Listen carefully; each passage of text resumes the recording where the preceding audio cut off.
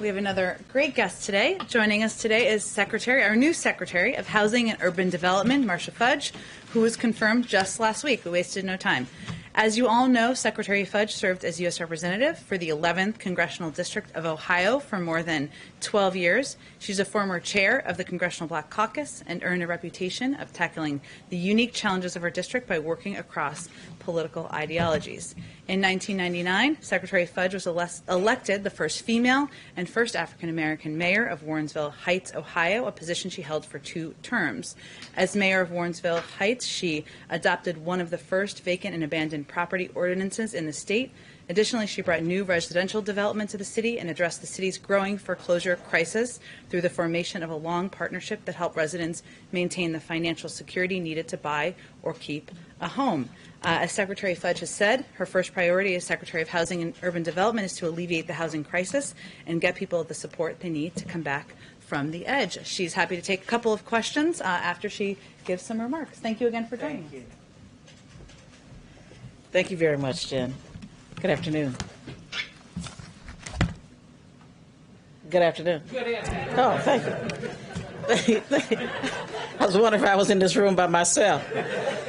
Jen, thanks for inviting me to speak about the importance of the American Rescue Plan as it relates to the urgent needs, housing needs facing our nation today. What a way to complete my very first week as Secretary of Housing and Urban Development. At HUD, we know firsthand the severe impact of COVID-19 on our nation's housing crisis. HUD staff in every region of the country have worked tirelessly to assist grantees and recipients of HUD assistance in their response to the pandemic. We've helped housing owners, housing authorities, and communities provide additional rental assistance and support new efforts to eradicate homelessness. We've extended the Federal Housing Administration's foreclosure and eviction moratoriums until June 30th to support the immediate and ongoing needs of homeowners. Under the Biden-Harris administration, HUD is making greater efforts to keep Americans safe from COVID-19. We're strengthening partnerships between recipients of HUD assistance and public health agencies and healthcare providers. Many of the people living in federally assisted housing have risk factors that make them particularly vulnerable to COVID. These factors include disability, race and low income, along with racial and ethnic disparities in access to response care and treatment. We're making sure that federal, state, and local efforts to reach those most at risk of COVID are linking those efforts to people living in housing HUD supports. The American Rescue Plan is critical to our success in these efforts. Some of you may know that my last vote as a member of Congress was for the American Rescue Plan.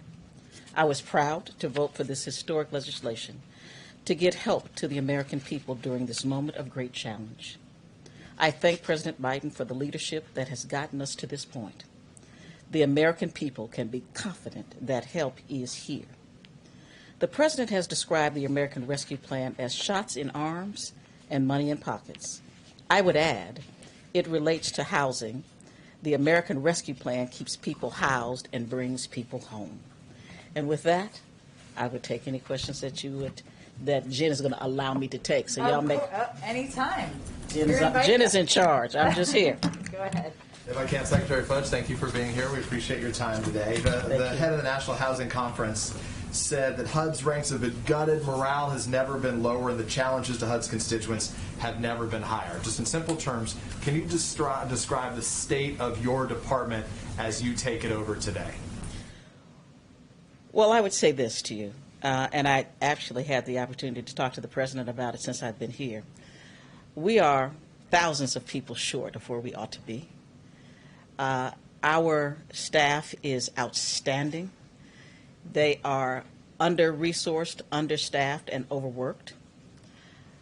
But we are going to make some major changes, and very quickly. The rescue plan is allowing us to do things that we may not have been able to do without it. So I'm especially pleased that the President had the foresight and the vision to give us a historic, maybe one-time opportunity to change what is going on in housing in this country. You put out some new numbers today as they relate to homelessness in this country right now. Obviously, it's a number that the whole country is dissatisfied by. Thinks the number should be much lower. I'll ask this in two different ways. One, can you set a goal where you think that number should be, and in what time frame you think you can meet such a goal to reduce homelessness in this country, and specifically for some of the blue parts of the country that some Republicans have criticized, San Francisco, New York, where the homeless numbers have been high. What specific advice and what you can specifically do to target those communities to alleviate those high numbers? Well, the first thing I say is that the president gave us a charge early on as to what he wanted us to focus on, especially in the first 100 days. Homelessness was at the top of the list. One was expanding vouchers. Thirdly, he wanted us to find ways to expand and put in the market new affordable housing. So with the $40 billion that we have now, what we expect is this. We have $5 billion set aside to do nothing but address homeless issues.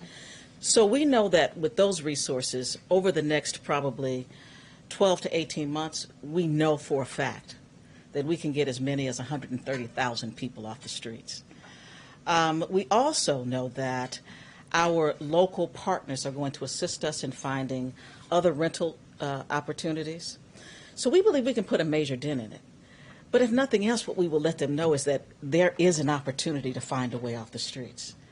We have more programs in place to assist people who are already in public housing to find a way to buy housing. We know that affordable housing is a problem all across this country. I don't know where my Republican colleagues live that don't think that there is a problem, but there is. So many of us just choose to ignore it. Mary? Thank you, Madam Secretary, for being here. The federal moratorium on evictions is set to expire at the end of this month. Are there plans to extend that? And if not, what do you say to families who are worried that they may be facing eviction? Well, what I would say first is that the HUD moratorium expires on June 30th. The CDC is in the process of trying to determine what is the appropriate way forward, and I would hope that you would ask them that question. And just one more, if I can. The experts tell us that the December tranche of COVID relief is just now starting to come online. People that we've talked to are still seeing some big glitches, when they try to apply.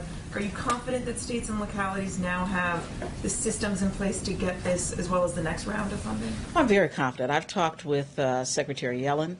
The Treasury Department is up to the task. I mean, certainly it is a different Treasury Department, so I'm very confident that if they say that they can get it out in a certain period of time, they will. Our job at HUD is just to give the kind of guidance and assistance once those funds are received. Thanks, Secretary. You mentioned earlier that housing prices are increasing. Also, the supply of new inventory on the market is decreasing at the same time. What can the administration do to either get more homes on the market or bring prices down? How concerned are you about that dynamic? There are a couple of things that we know can happen out of this rescue package. One is if you look at places like a Los Angeles, where they have actually purchased hotels and motels, et cetera, to give people an immediate place to go, there are resources in the plan to do that. The other thing that we find is that part of the problem with the market is that credit is not available and accessible to people who actually do qualify. So since FHA is certainly a part of what we do, we're going to ensure that we can talk about down payment assistance. We're going to talk about maybe some restructuring. We are going to make sure that people who qualify have access to credit. We all know that there have been problems across this country for many, many years. That is why I'm so pleased that President Biden talks about equity. He talks about equality, closing the racial wealth gap, which is bigger today than it was 50 years ago. So we know that we have the tools. I think it was just a matter of making sure that we have the will to use them. We now have the will. Madam Secretary, thank you again. Back to the homelessness report that you guys put out this morning. The way that test is done, as you know, is you test over a few days in January of the previous year. So that was pre-pandemic 2020. 580,000 people on the streets homeless, pre-pandemic, correct. 2.2% increase from the year before. Do you have any sense of how much more homelessness may have increased once that pandemic began, say, April, May, into the summer? I can't give you numbers. We know that it has increased. We just don't know those numbers.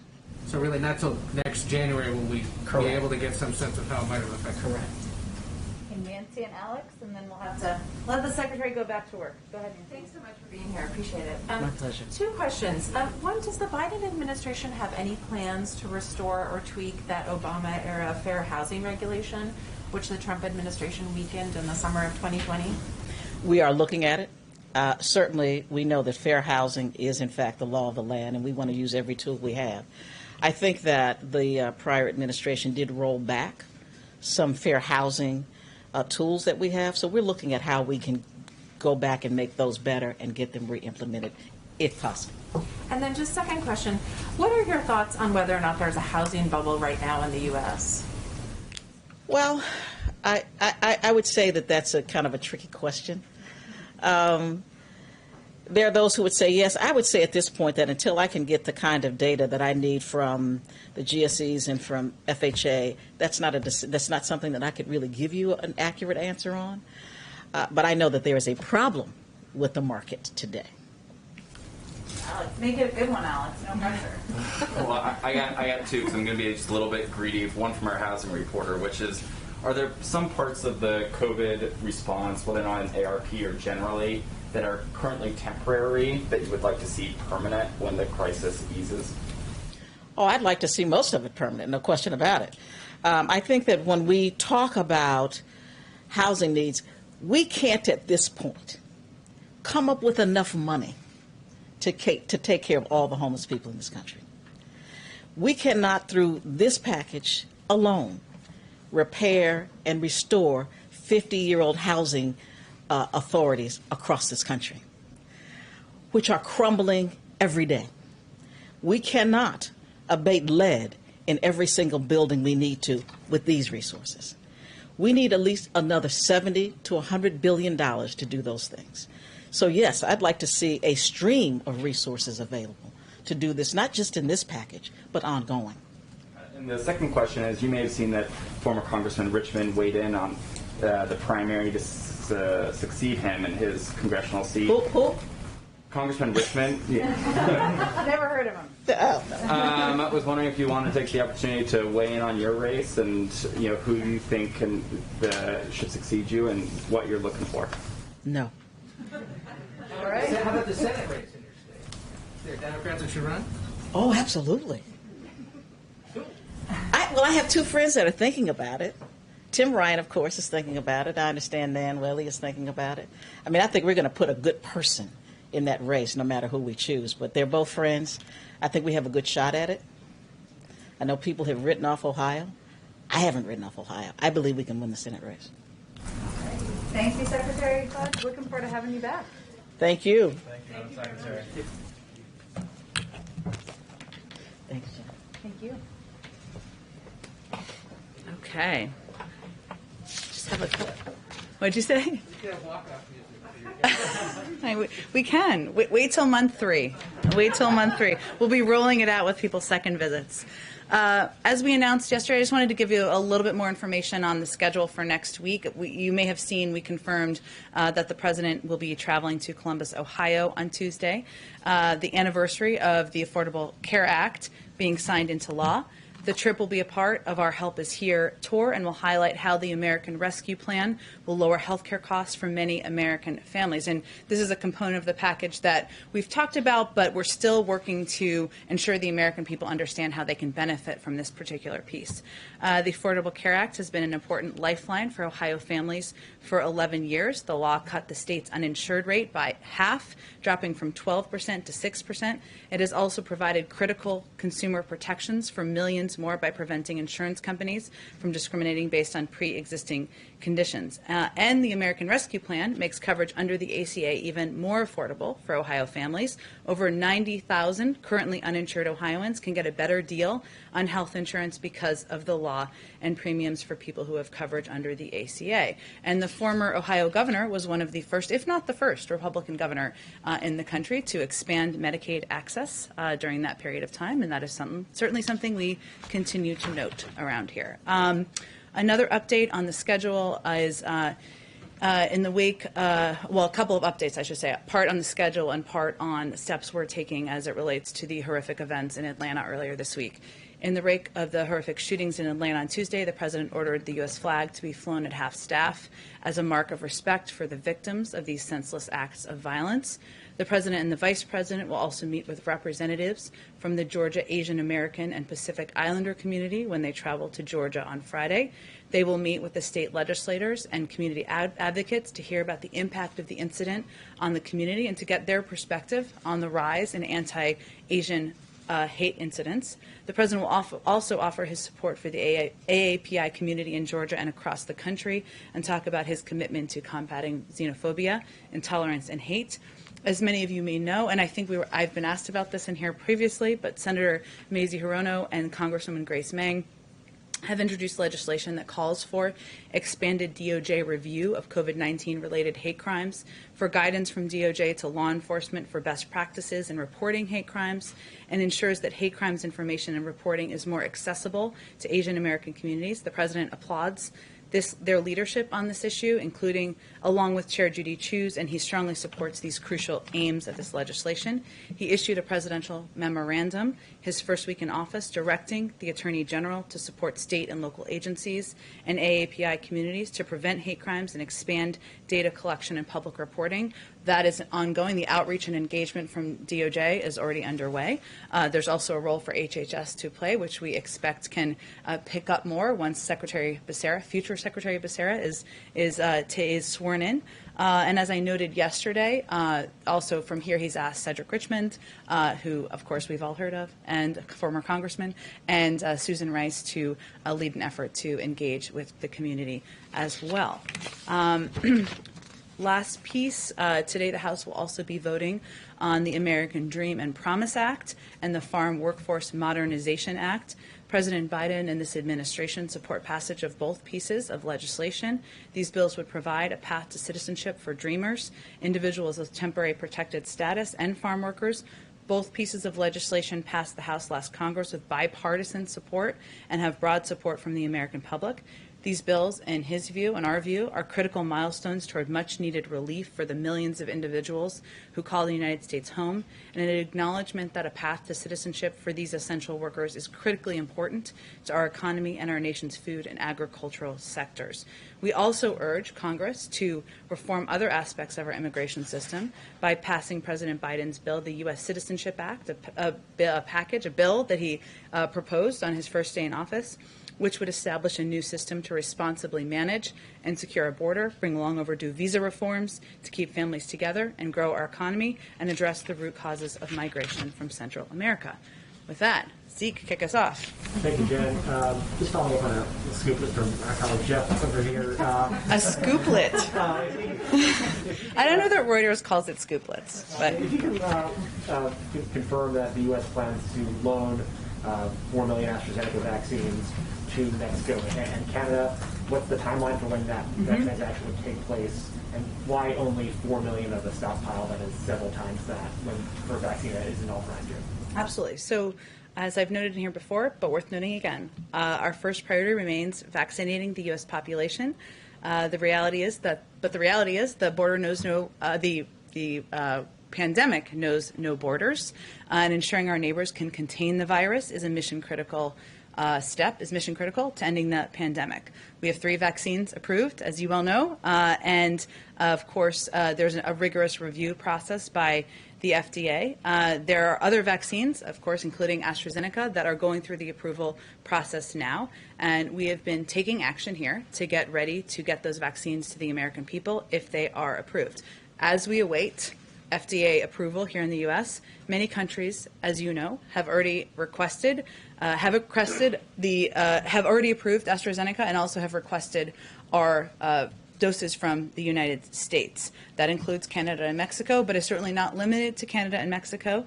And balancing the need to let the approval process play out of the AstraZeneca vaccine as it's taking place in the U.S. with the importance of helping stop the spread in other countries. We are assessing how we can loan doses. That is our aim. It's not fully finalized yet, but that is our aim and what we're working toward to Canada and Mexico. this is a complex process, and our team is working with the companies to move it forward. And I want to, on your question about the number of doses, there have been a range of reports about the number of doses. I can confirm that we have 7 million releasable doses available of AstraZeneca, and as noted in Jeff's scooplet, which I'm just going to keep calling it, 2.5 million of those we are working to finalize plans to lend those to Mexico, and 1.5 million to Canada. And what's the nature of that transaction? Would it just be for future AstraZeneca production, or would there be Meaning what's in the loan? Yeah. It could be for future AstraZeneca doses or other doses, yes.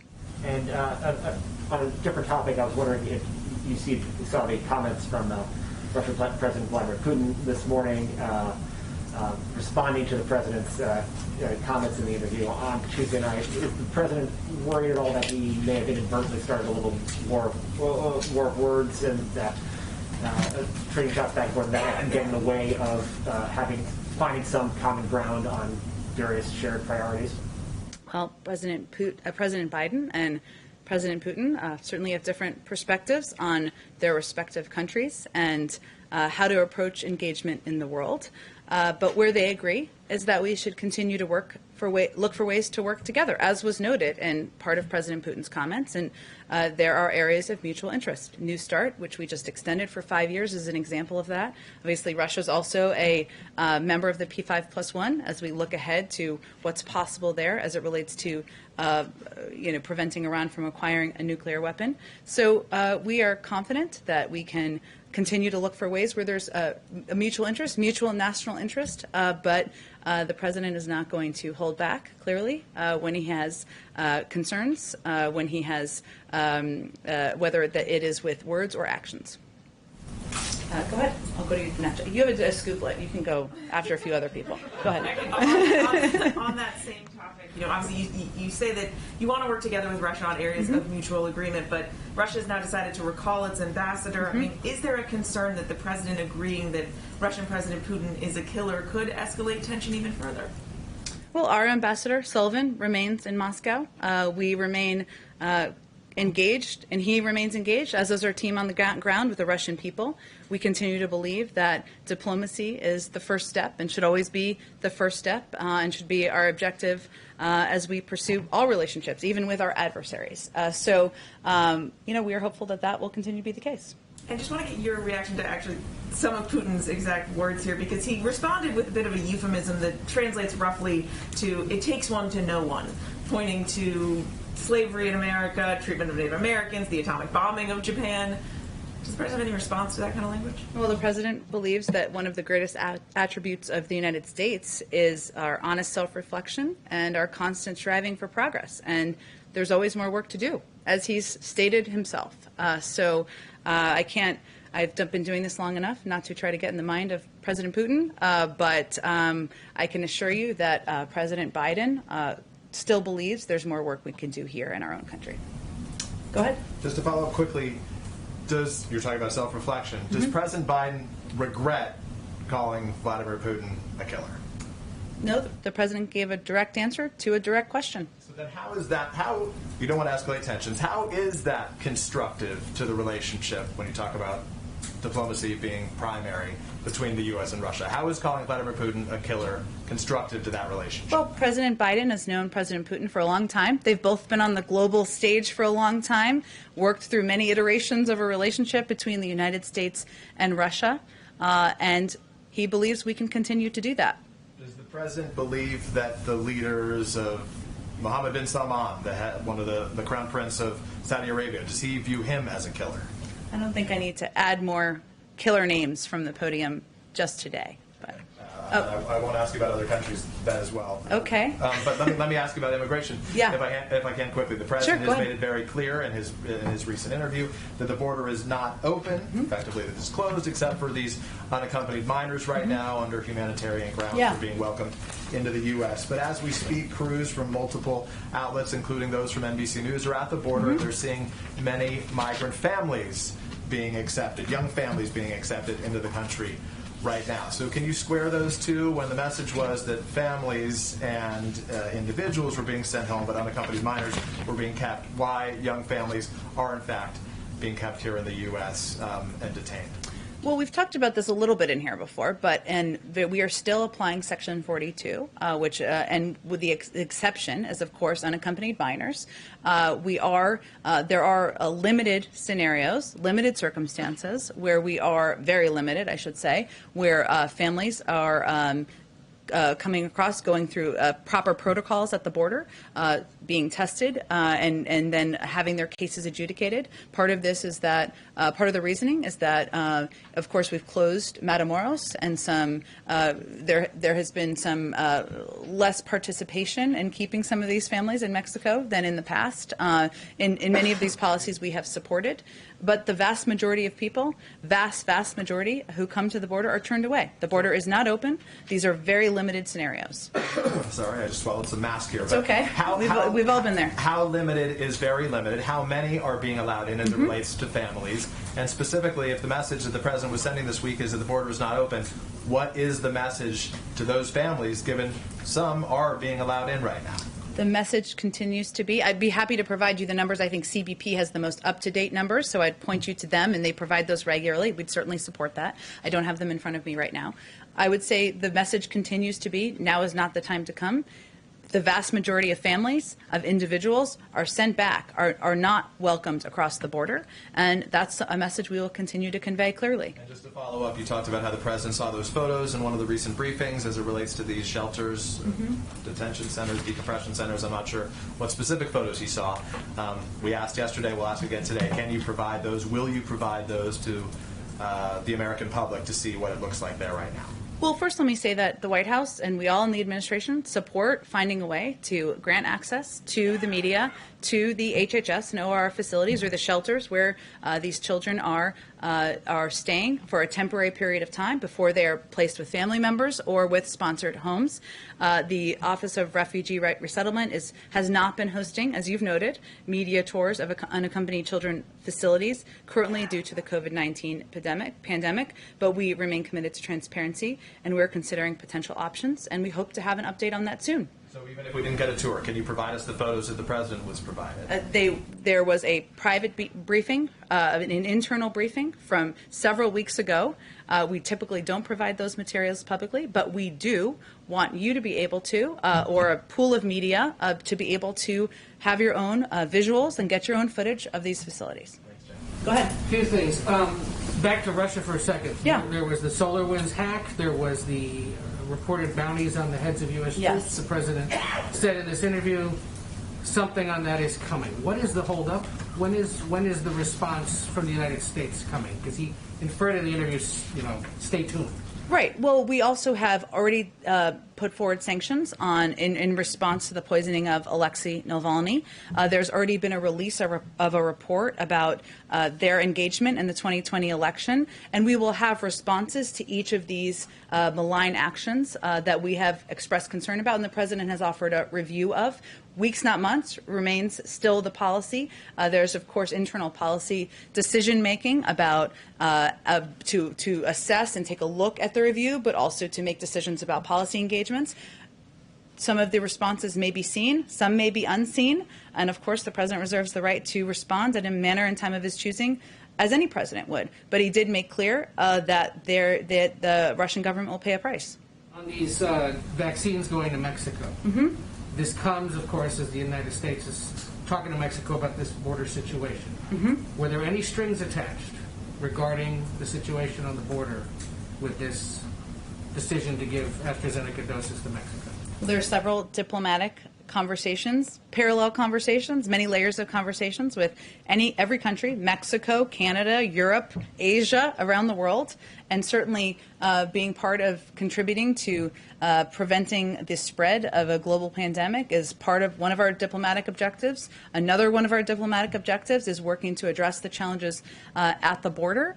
So it shouldn't be a surprise that those conversations are both ongoing and happening. If I'm hearing you, the vaccine was given, were there expectations set with the Mexicans that they help deal with the situation on the border? there have been expectations set outside of unrelated to any vaccine doses or requests for them, that they would be partners in dealing with the crisis on the border. And there have been requests unrelated that for doses of these vaccines. Every relationship has multiple layers of conversations that are happening at the same time. We shouldn't rule out, or the United States isn't ruling out, using our vaccine stockpile in terms. I'm actually trying to convey that with every country, there's rarely just one issue you're discussing with any country at one time, right? Certainly that's not the case with Mexico. It's not the case with any country around the world. And so I wouldn't read into it more than our ability to lend vaccine doses of a vaccine that we have some available supply on to a neighboring country where there is a lot of traffic that goes back and forth between the countries. Two other quick ones, one related to the Atlanta shooting. You've been asked this before, but in February of last year, then candidate Biden said that on his first day of office, he'd send a bill to Congress repealing the liability protection for gun manufacturers and closing the background check loophole. I know you've been asked about this. There's an attorney general in place now. When, if any, when might we hear more about the administration's plans regarding gun violence? It remains a commitment, a personal commitment of the president to do more on gun safety, to put more measures in place, to use the power of the presidency to work with Congress. And certainly there is an important role, as you noted, for the Attorney General and the Justice Department to play in this regard. I unfortunately don't have any updates for you today, but it is an issue he remains committed to. And one quick local issue. The House Oversight Committee on Monday is holding a hearing on D.C. statehood. The president is a supporter of this. Yes. Does he think it could, if it passes the House, does it have a chance in the Senate, given the filibuster situation right now? And what would he or the White House say to the critics who suggest that this is designed to be a Democratic Party power grab just to get a few more seats in the House and the Senate? I think he would say that the 500,000 people who live in D.C., am I getting that number right? A little more than that now. A little more than, it's grown since I left and went to the suburbs, would argue with that point, and so would he. I mean, he believes they deserve representation. That's why he supports D.C. statehood. Go ahead. Has the administration made any effort, this is just a Putin-related question, has the administration made any effort to find out what was said during the previous president's 2-hour-long one-on-one meeting with Putin in Helsinki?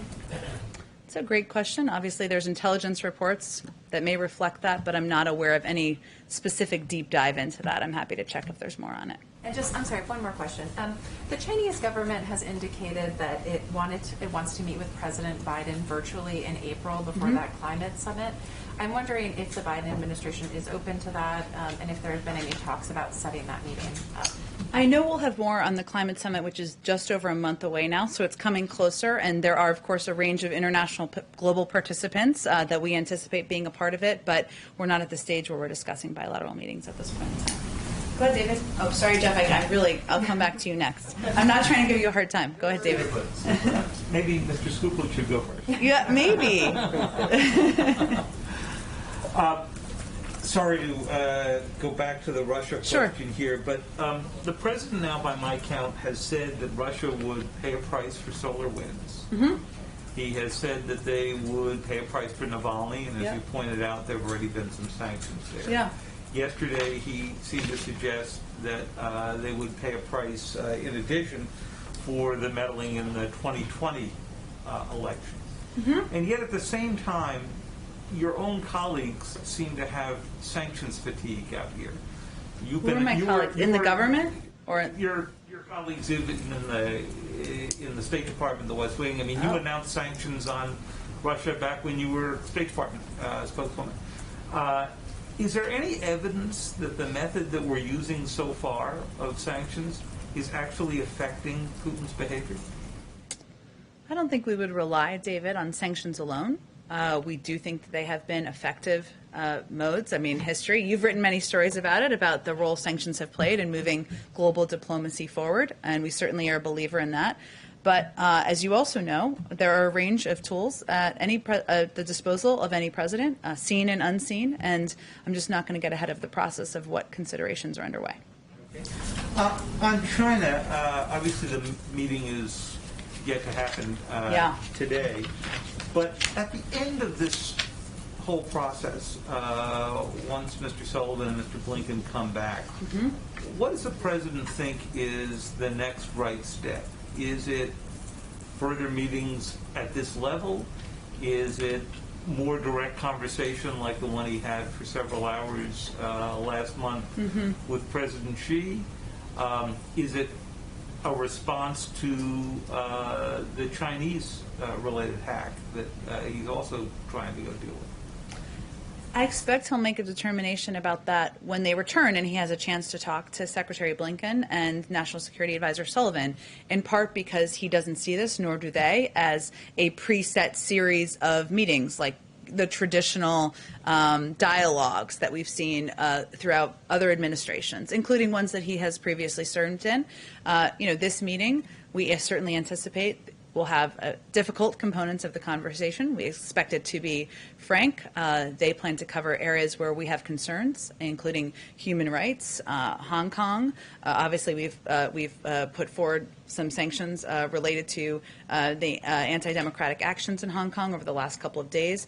Technology, whether it relates to the theft of IP or data protections, military tensions in the region. So it will cover, as will be no surprise to anyone here who follows China closely, a range of topics. And I think the president's eager to hear from them on how the conversation goes and work with them to determine what the next right step is. I will say that in his mind and in the minds of National Security Advisor Sullivan and Secretary of State Blinken, a big part of the strategy is approaching our relationship with China from a place of strength and strengthening our own economy at home, investing in the middle class, looking at it through the prism of competition, not conflict. And that means there's also more work we have to do here. From your answer, things like the economic and strategic dialogue, which took place in the Obama administration and continued some in the Trump administration, that's over for now. I would simply say that this meeting is not a part of a series of meetings at this point in time. Go ahead. Are we supposed to defer? Oh, sorry, Jeff. You're kind of getting hazed for your scooplet. Right, I know you can. Okay. He'll just sit on his scooplet. He doesn't care. Go ahead, Karen. A couple questions on schools. Last month, the CDC released school guidance urging 6 feet of distance between students and staff. And now the CDC director says she's revisiting this. We're reporting that this could come as early as tomorrow, that will go from 6 feet to 3 feet. What does the White House say to teachers who are concerned that the science hasn't changed in 5 weeks and that this is political, this change?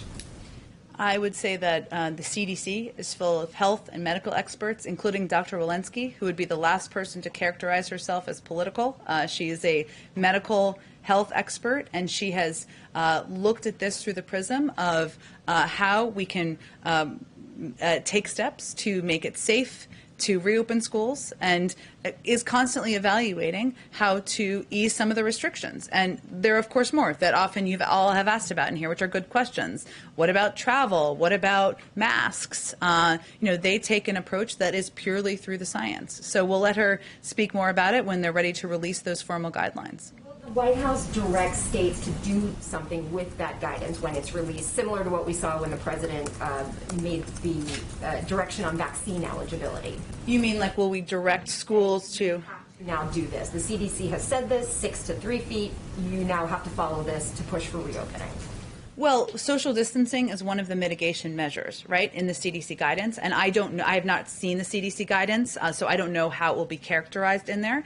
But I would certainly say we'd have Secretary Cardona, who was just here yesterday, work with schools and school districts to implement. And social distancing is one of the steps, masking, testing, vaccinations, and see how it can help reopen schools more quickly. And you want to see this, kind of overnight, go from 6 to 3 feet in the schools that are open right now and possibly increase the number of students that can be in the classroom before the end of the year? I don't have a timeline for it. I don't anticipate we'd ask any school to do something immediately overnight, but it will just be additional guidance, which a lot of schools are looking for from health and medical experts on how to safely reopen schools and ensure that the parents in the community, the teachers in the community, the students feel safe going to school. And this just, as they're considering options, this is one of the options one of the mitigation steps a school can take. Go ahead. 2 quick questions to continue with the scooplet theme. Okay. There was a report just about an hour ago that the president intends to nominate Bill Nelson as NASA chief. Can you confirm that? I have seen those reports. I don't have any personnel announcements to make today.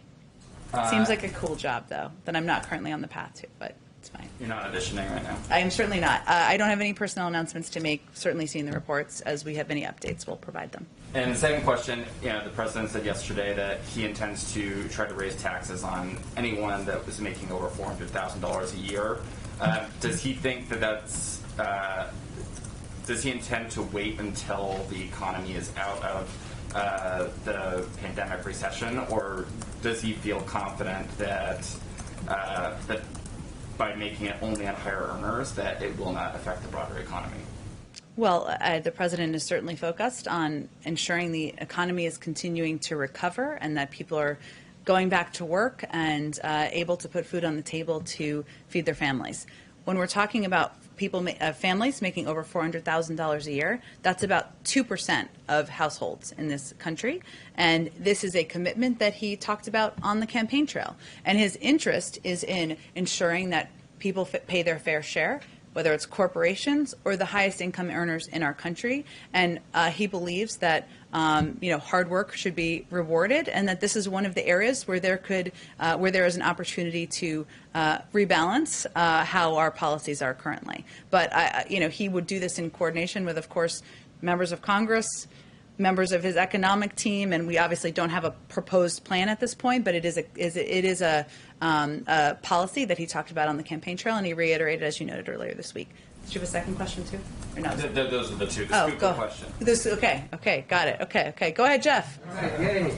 The man of the hour. On AstraZeneca, you mentioned that the U.S. has 7 million doses, releasable doses, and the company itself has said it expects to have up to 30 million in April. Given that, will the U.S. consider sharing more of these doses with the other countries that are asking, now that you've confirmed that you're doing the same for Mexico and Canada? We don't have anything to preview, but we all, have a number of requests from a range of countries around the world, and certainly will continue those conversations. Okay, but no commitment at this point to share specifically the AstraZeneca vaccine with others? Well, I will say, broadly speaking, we also anticipate having additional doses of Moderna, of Pfizer, of a range of vaccines, even as we focus on vaccinating, ensuring every adult American has access to the vaccine. It's just a matter of timeline. So I just don't have an update or a preview on that, but certainly we'll have those conversations, and we are open to receiving those requests and obviously making considerations. All right, and just on one other issue, your new U.S. Trade Representative will be ceremonially sworn in later today. 97-0.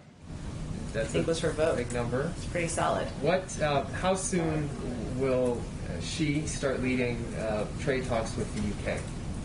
I don't have anything to preview. Obviously, that's driven by the policies and the agenda of the president and the overall economic team. I'm sure we'll be integrating her into all of the policy discussions as soon as she's sworn in. Let me just get to the folks in the back. Go ahead. Thank you, ma'am. A couple quick questions.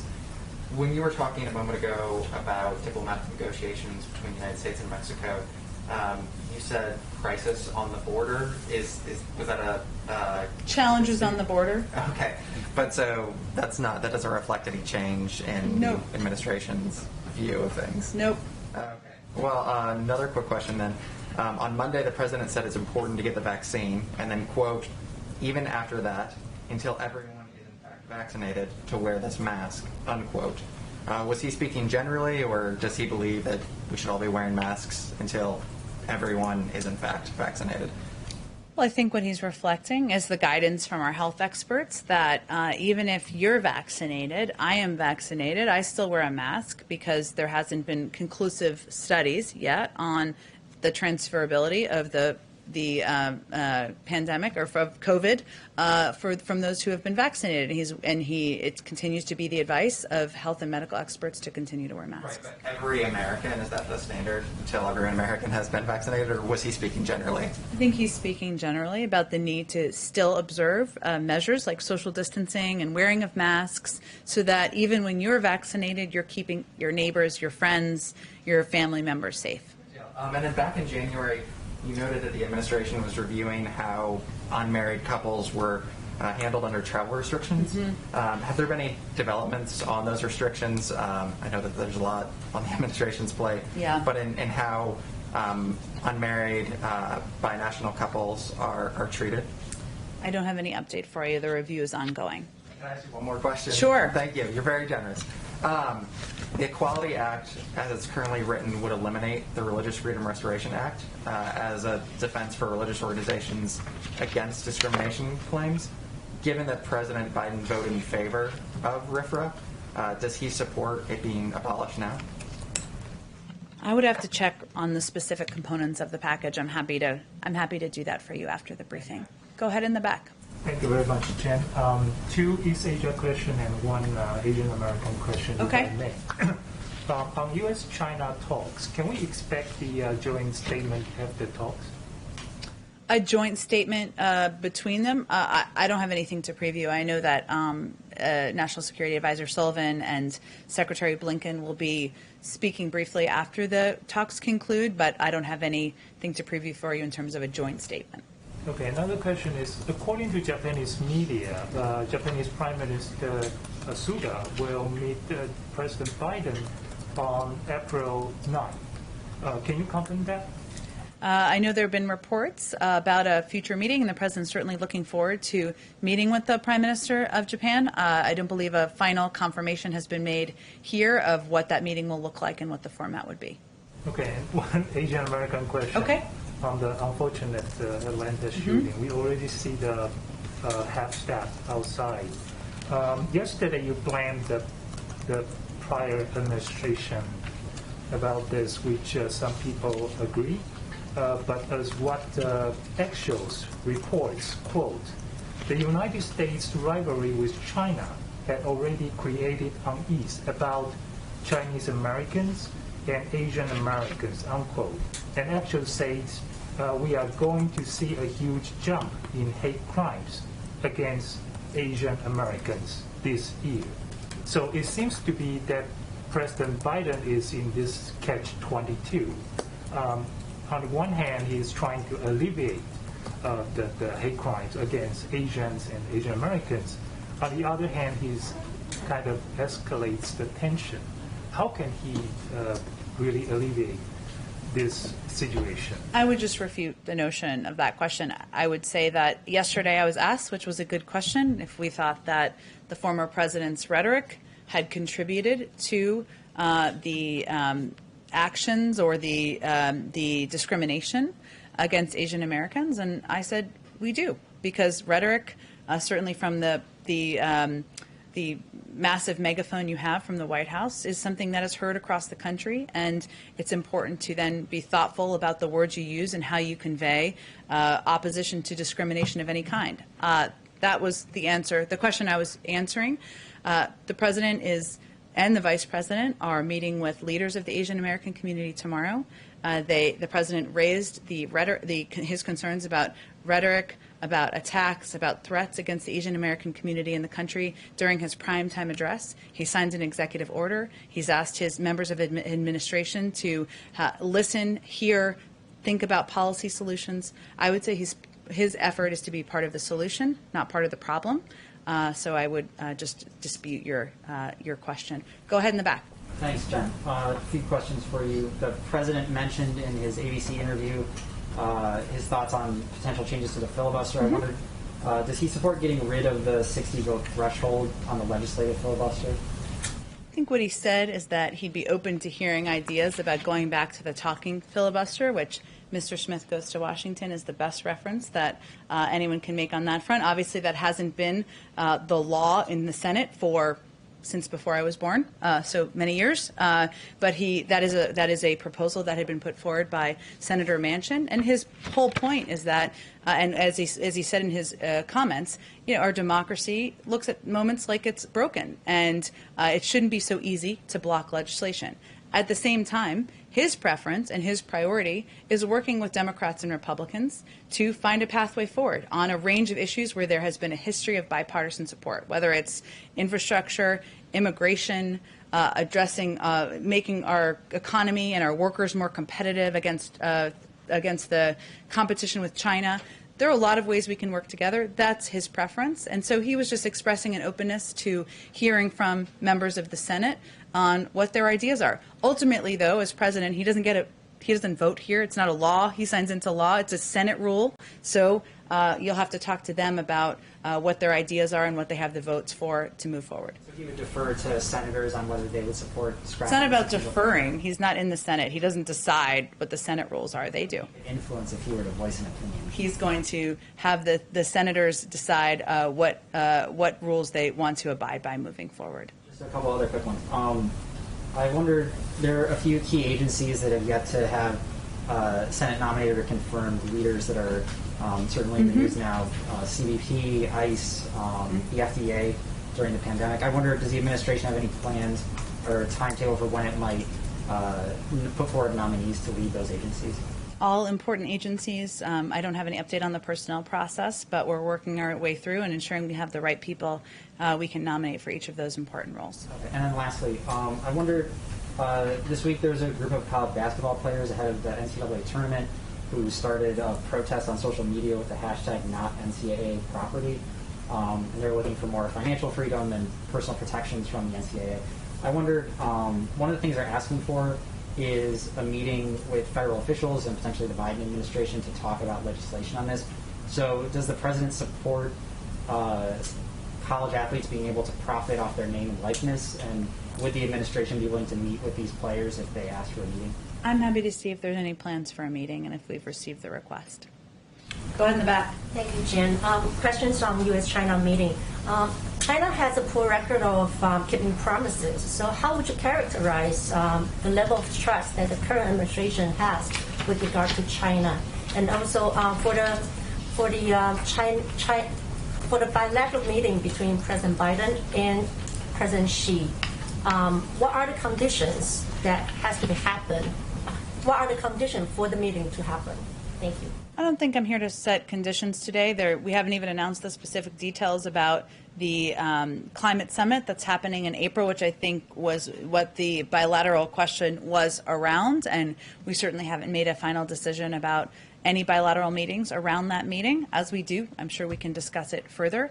And then as it relates to the meeting today, I think or that starts today, I should say, it was important to our administration that the first meeting with Chinese officials be held on American soil and occur after we have met and consulted closely with partners and allies in both Asia and Europe.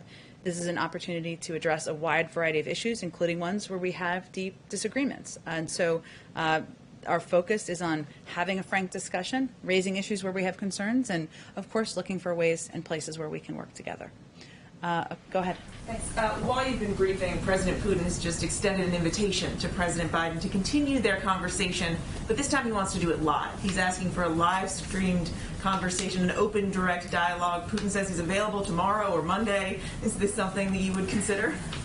I'll have to get back to you if that is something we are entertaining. I would say that the president already had a conversation already with President Putin, even if as there are more world leaders that he has not yet engaged with. And we engage with Russian leaders, members of the government at all levels, but I don't have anything to report to you in terms of a future meeting. The president will, of course, be in Georgia tomorrow and quite busy. Go ahead. One very quick final question on the wall. On day one in office, I think it was, the president signed a proclamation that was effectively putting a pause or halting wall construction. At the time, I think he directed federal agencies to formulate a plan within 60 days, depending who's counting. We're on 58, 59, or we have almost. 2 more days. Do we have? Okay, some said 59. I thought it was 1, but we'll go with 2 more days. To redirect border wall funds and, quote, resume, modify, or terminate segments of the structure that remain under construction. Have those federal agencies provided you with their conclusions? Have you come to a conclusion? What is the status of that with that remaining 1 or 2 days left? I will check and see if there's an update. We are, of course, there is funding that was appropriated previously that is still moving forward. Money that has not been appropriated, as you noted, we've kind of pulled back on, but I will check and see. We have 2 more days, which is a lifetime in this place, and see if we have an update for you on the status. Thank you. Thank you, everyone.